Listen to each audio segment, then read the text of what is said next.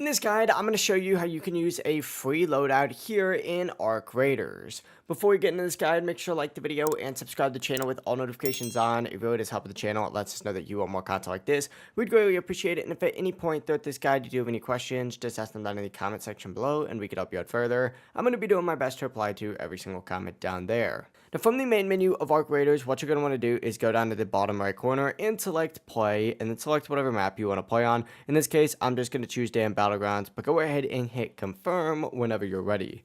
Once you hit confirm, you're going to be redirected to this section right here, and up at the top of your screen, you're going to see two different options. You're going to see custom loadout and free loadout. If you're on console, just toggle over using those bumpers. Or if you're on PC, simply just click free loadout just like so, and it's going to load you into your free loadout.